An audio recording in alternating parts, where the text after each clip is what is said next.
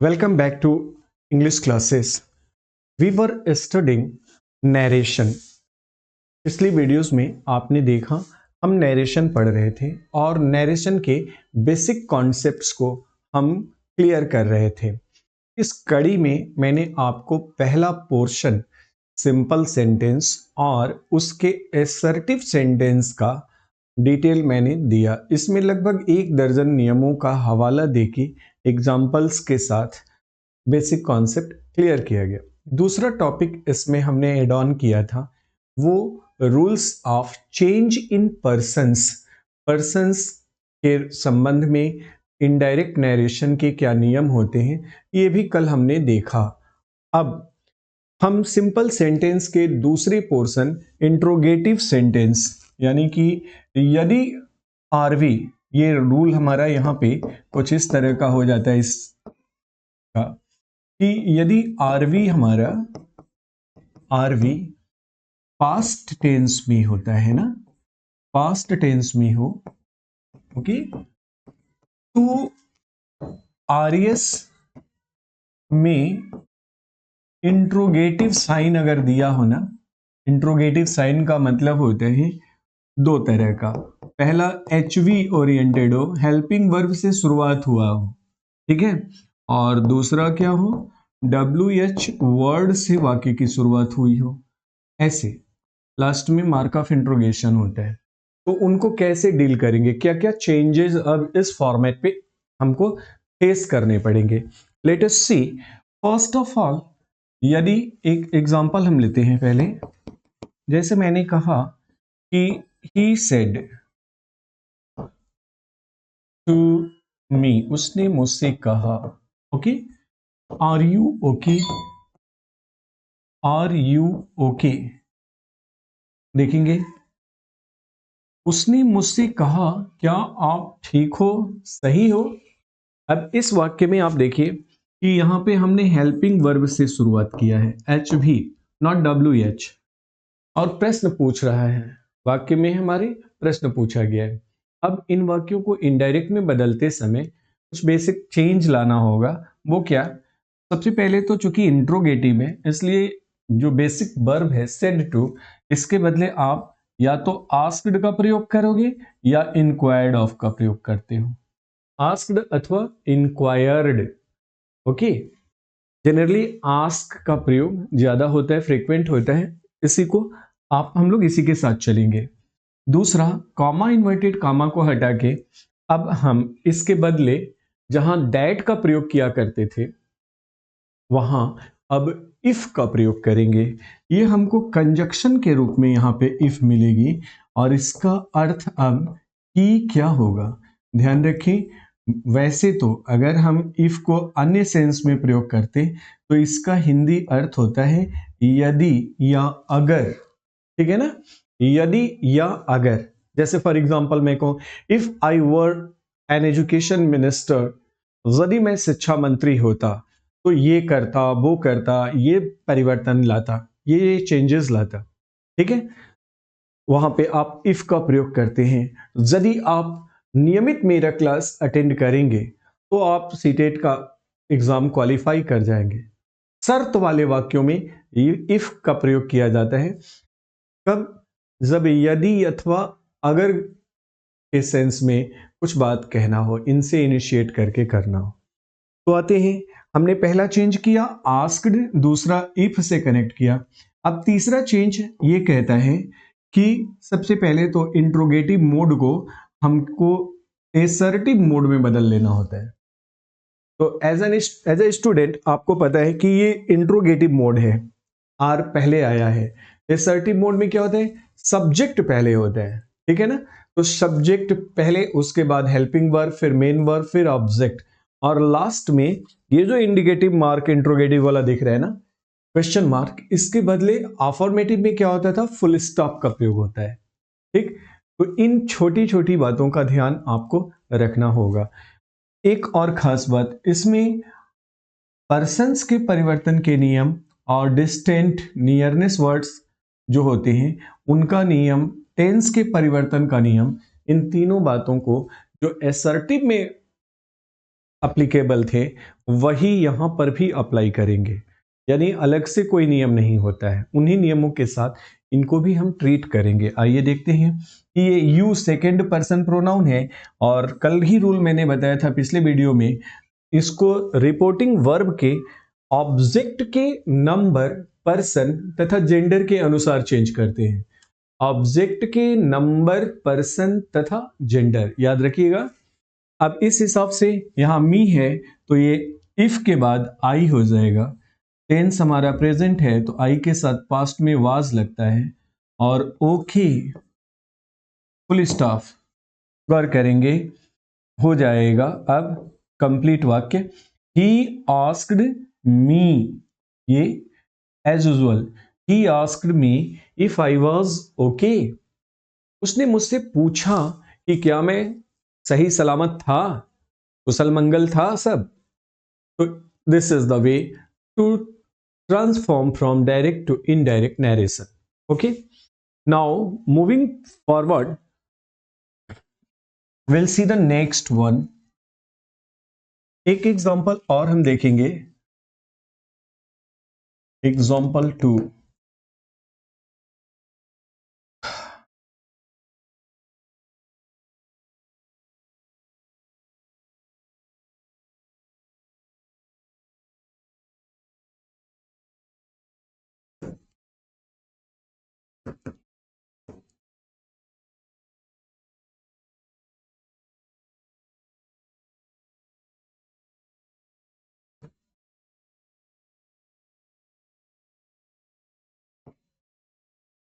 गौर करेंगे। My father said to my sister, मेरे पिताजी ने मेरी बहन से कहा, वेयर इज ब्रिज, ब्रिज कहाँ है। गौर करेंगे where is bridge.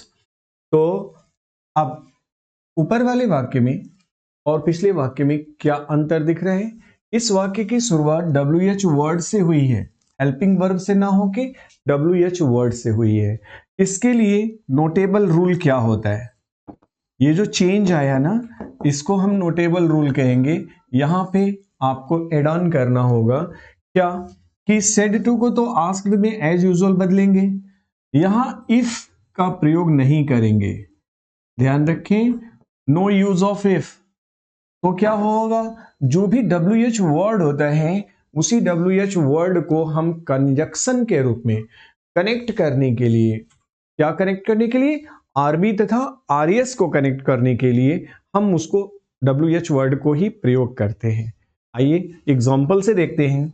My father asked my sister, अब कुछ ये ऐसे हो जाएगा इसका format, my father asked my sister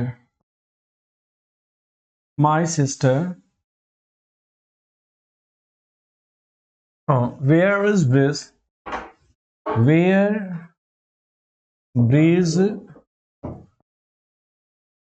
was, where Breeze was, this is the way to translate। गौर करेंगे, अब ये वाक्य हमारा कंजक्शन वेयर के बाद ब्रिज वाज जो है ना, तो ये अफर्मेटिव नेचर का हो गया, सब सब्जेक्ट आ गया, फिर हेल्पिंग वर्ब, अब आगे कोई मेन वर्ब या ऑब्जेक्ट नहीं है, वाक्य यहीं समाप्त है, तो यहीं फुल स्टॉप लगा देंगे।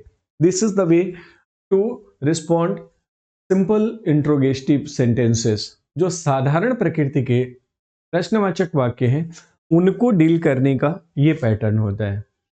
अब यहाँ पे स्टूडेंट्स एक और चीज आपको यहाँ एड ऑन करनी है, वो क्या होता है, वो ये कि इंट्रोगेटिव आमतौर पे कई प्रकार के होते हैं, ठीक है।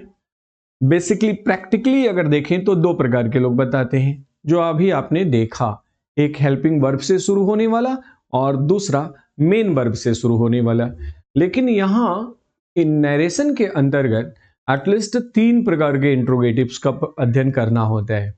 यानी अब आप एक तीसरे प्रकार का इंट्रोगेटिव भी देखने वाले हैं, वो क्या, उसको आमतौर पे yes no type interrogative sentence कहते हैं। यस नो टाइप से क्या अर्थ होता है? अब आप ये पूछ सकते हैं कि sir yes no type interrogative क्या होते हैं? तो हम आपको यहाँ ये अपडेट करेंगे कि एस नो टाइप से मतलब ये होता है कि डायरेक्ट नरेशन में अगर कोई क्वेश्चन किसी के द्वारा किया जा रहा है ना रिपोर्टेड स्पीच में, तो उसका जवाब भी हाँ अथवा ना में दिया गया हो, उसी सीक्वेंस में आगे आंसर भी दिया गया हो। यानी प्रश्नकर्ता जो कुछ भी प्रश्न कर रहा है उस प्रश्न का साधारण जवाब वहां पे हाँ अथवा ना में यानी एसर्टिव फॉर्मेट में दिया गया हो।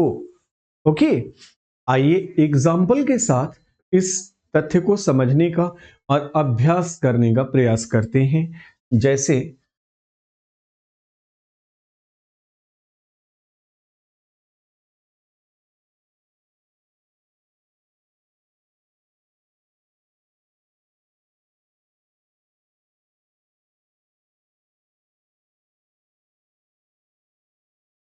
हम देखते हैं एस्नो टाइप इंट्रोगेटिव इसको कहते हैं। पहले तो आप इसको ऐसे जानेंगे, एस्नो टाइप इंट्रोगेटिव सेंटेंसेस।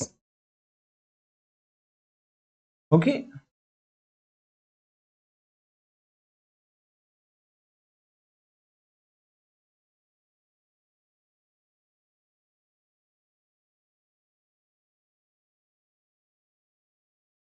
जैसे the beggar said to the old lady,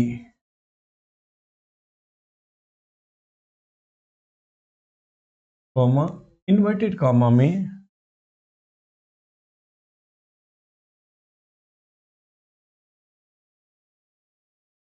I am very hungry.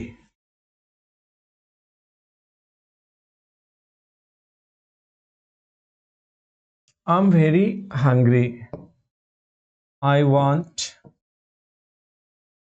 Pizza to eat and coke to drink.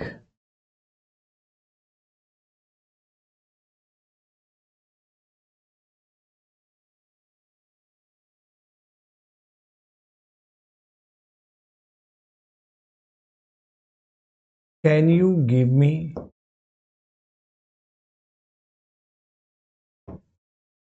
देखिए सबसे पहले तो एस नो टाइप ये सेमी डायलॉग वाले सेंटेंसेस होते हैं। इनका लेंथ तुलनात्मक रूप से बड़ा होता है। एक एग्जाम्पल हमने आपके सामने रखा है, the beggar said to the old lady, भिखारी ने वृद्ध महिला से कहा, क्या कहा? आई एम वेरी हंग्री, मैं बहुत भूखा हूं। ये एक सिंपल सेंटेंस हुआ, ध्यान देना है। दूसरा, I want pizza to eat and coke to drink, मुझे खाने के लिए पिज्जा और पीने के लिए पेप्सी यानी कि कोक चाहिए, कोल्ड ड्रिंक चाहिए। फिर तीसरा वाक्य देखिए, कैन यू गिव मी, क्या आप मुझे दे सकते हो? अब दो सिंपल सेंटेंस के बाद एक इंट्रोगेटिव सेंटेंस आता है। अब इनको हम कैसे ट्रीट करेंगे? अब सामने वाला गौर करेंगे, एक और एग्जांपल से हम पहले तो इसको डील कर लेते हैं, उसके बाद आते हैं एस्नो वाले पर, क्योंकि इनको डील कर लेने के बाद नेक्स्ट स्टेप पे उनको डील करना मतलब सपोर्टिंग हो जाता है। तो नियम ये कहता है कि सबसे पहले तो अगर किसी भी वाक्य को हमें डायरेक्ट से इनडायरेक्ट में बदलना होता है तो ये देखते हैं कि हमारा रिपोर्टेड स्पीच किस टेंस में है। ठीक है ना, रिपोर्टिंग वर्ब यहाँ पास्ट में दिख रही है। रिपोर्टेड स्पीच का जो पहला सेंटेंस है वो अफर्मेटिव मोड में है, इवन दूसरा सेंटेंस भी अफर्मेटिव है। तीसरा सेंटेंस जाके कैन यू गिव मी ये इंट्रोगेटिव मोड में दिख रहा है। इस नियम से अगर हम देखें तो क्या होता है, द बेगर ये अगर क्वेश्चन है तो ये आपका आंसर है। The beggar asked the old lady, asked the old lady that, अब देखिए आई एम है तो आई फर्स्ट पर्सन प्रोनाउन है। पिछले वीडियो में ही आपको ये बता दिया गया था कि फर्स्ट पर्सन प्रोनाउन हमारे रिपोर्टिंग वर्ब के सब्जेक्ट के नंबर, पर्सन और जेंडर के अकॉर्डिंग चेंज होते हैं। तो इस नियम से देखेंगे तो the old lady that he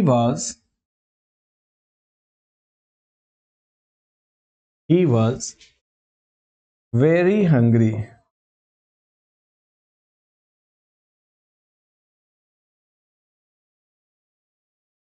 He was very hungry. I want pizza and he wanted, अब past indefinite में he wanted pizza to eat and coke to drink. ये यहां तक फुल स्टॉप। अब यहां पे आगे यहां से आप देखें कि प्रश्न बन रहा है तो यहां आपको करना क्या है, एड ऑन करना है। एंड ही फर्दर आस्क्ड, उसने आगे भी पूछा, क्या पूछा, कैन यू गिव मी, तो इफ शी कुड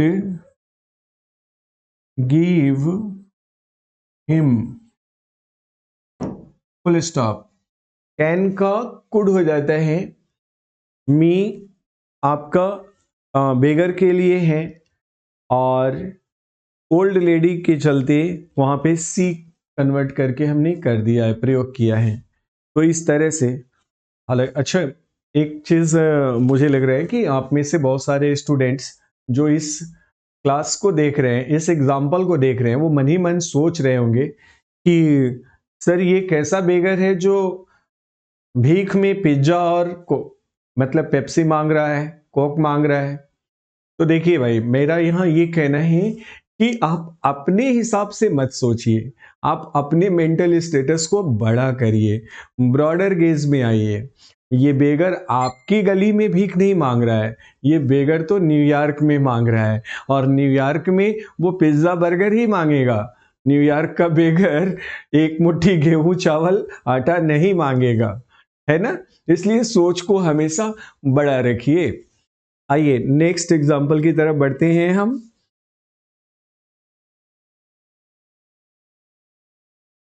अब हम आते हैं अपने दिए हुए उस टॉपिक पे जिसको हम एस्नोटाइप कहते हैं, एस्नोटाइप इंट्रोगेटिव कहते हैं, जिसमें सवाल का जवाब हाँ या ना में मिला होता है। एक एग्जांपल लेते हैं फिर देखते हैं।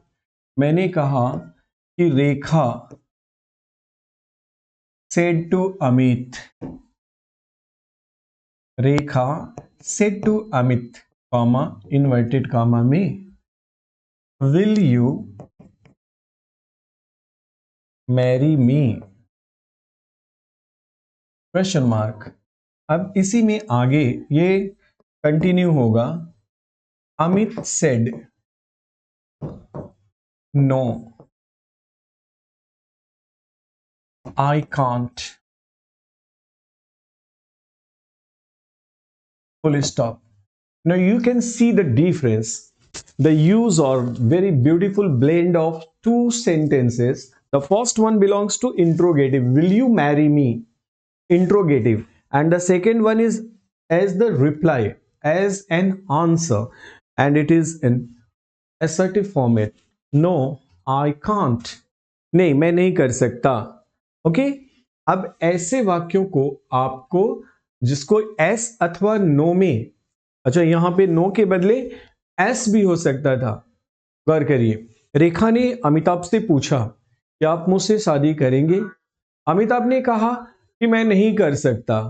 ओके, तो आइए देखते हैं किस तरह से रेखा सेड टू को आस्क्ड में बदल लीजिएगा। रेखा आस्क्ड अमित। ओके, क्या पूछा रेखा ने अमित से कि इफ, अब चूंकि हेल्पिंग वर्ब है इसलिए आप इफ का प्रयोग करेंगे। सेकेंड पर्सन प्रोनाउन है, अमित थर्ड पर्सन है, इसको हम कन्वर्ट करेंगे तो मैस्कुलिन जेंडर है, इसलिए अमित के लिए ही का प्रयोग करेंगे। विल किस में बदल जाता है? वुड में। इफ ही वुड, और फिर मैरी कर करेंगे। मी जो है ये फर्स्ट पर्सन प्रोनाउन है, और फर्स्ट पर्सन प्रोनाउन का क्या रूल बताया गया था पिछली वीडियो में? वो हमारे रिपोर्टिंग वर्ब के सब्जेक्ट के नंबर और पर्सन के अकॉर्डिंग बदलता है। तो हमारा रिपोर्टिंग वर्ब का सब्जेक्ट का क्या है? रेखा। कौन सा पर्सन है? Third person. नंबर कौन सा हुआ?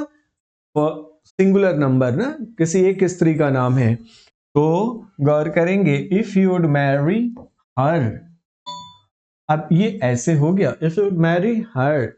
अब यहां पे देखना है कि अमित फिर जवाब भी दे रहा है, ये इसको टेक्निकली इंपॉर्टेंट बनाता है ये नेचर। तो अब इसको कैसे हम लिखते हैं? Marry her. अब यहां पे लिखेंगे अमित रिप्लाइड। ये अमित सेड है ना, अब इस सेड के बदले रिप्लाइड।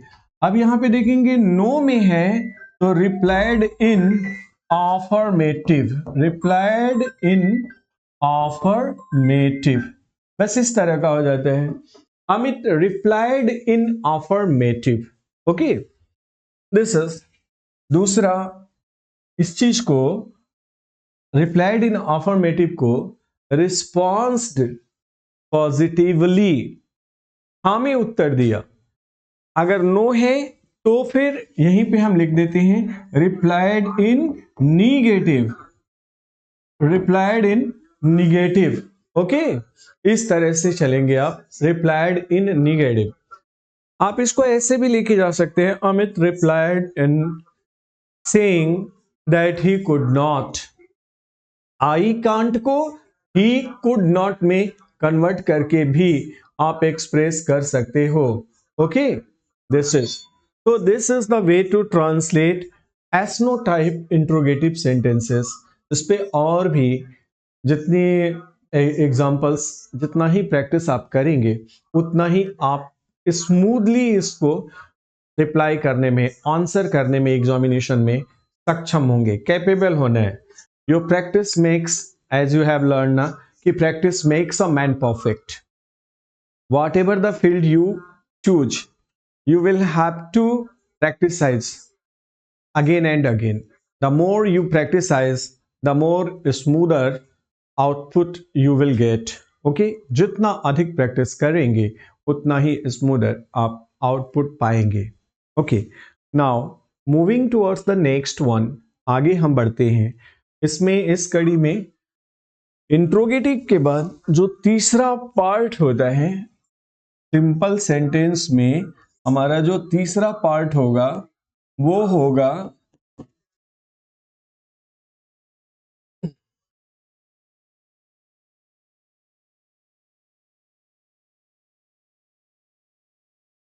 Imperative sentence.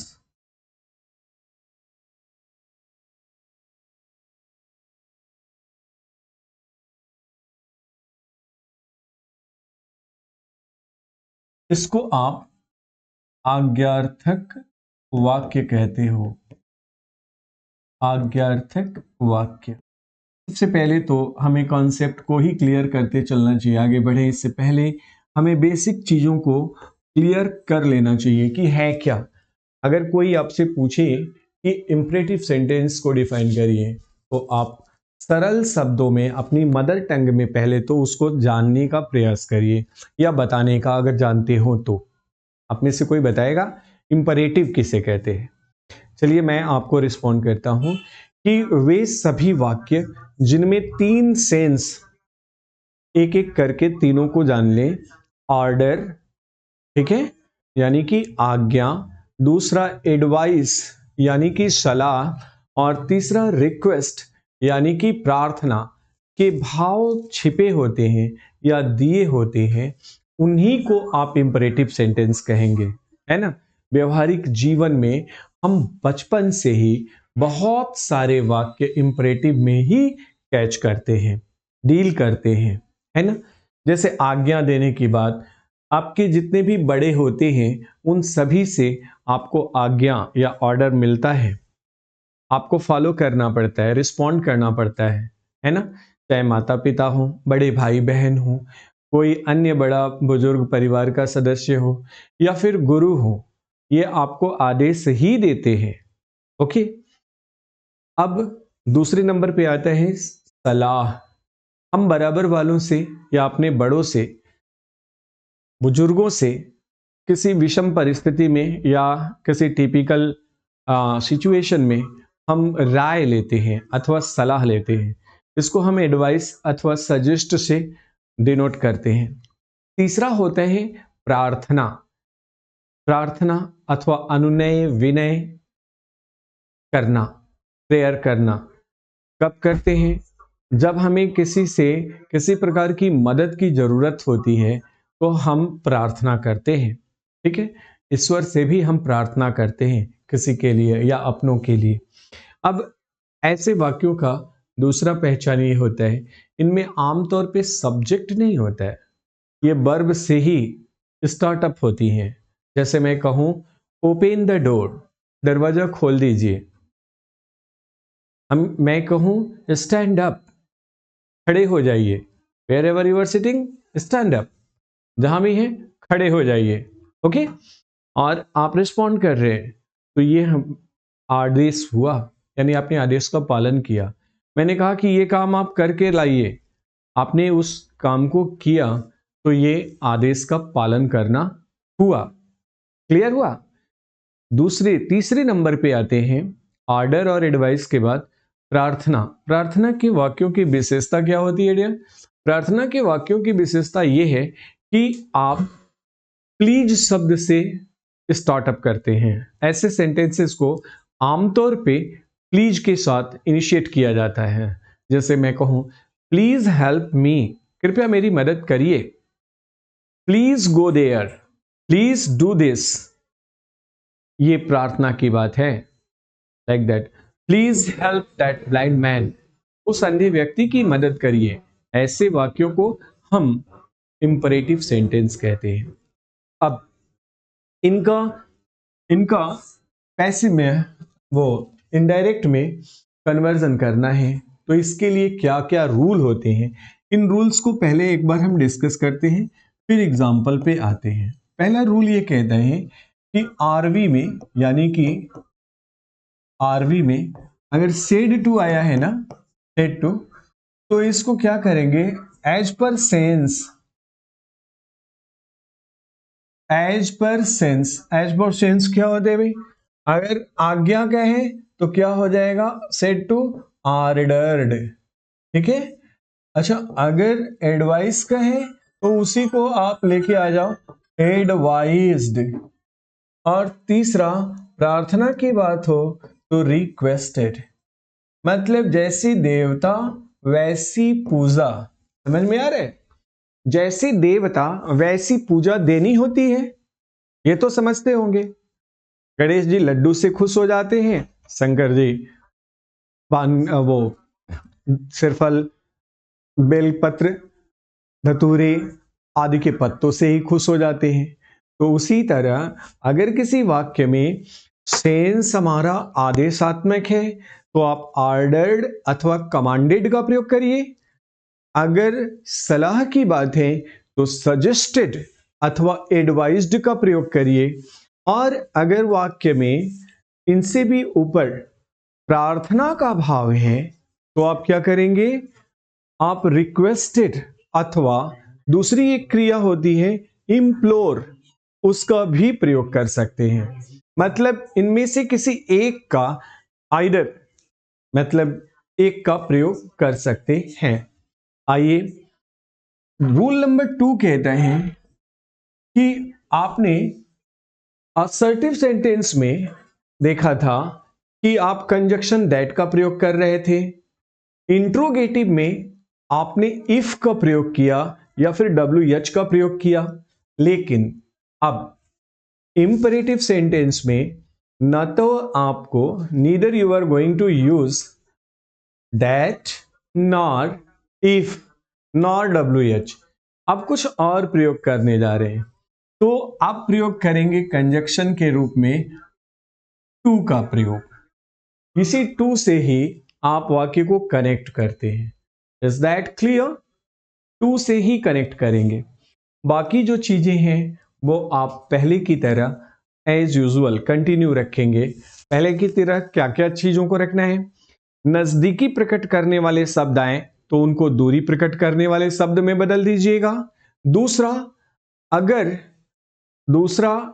अगर कोई पर्सन प्रोनाउन से संबंधित चीजें आए तो उनको फॉलो करिएगा, टेंस फॉलो करेंगे तो ये वाक्य बन जाएंगे। आगे हम इसे अगले वीडियो में कंटिन्यू करते हैं। तब तक के लिए एक बार इसे आप थारोली एक बार इसे पढ़ लें। Okay, that's it.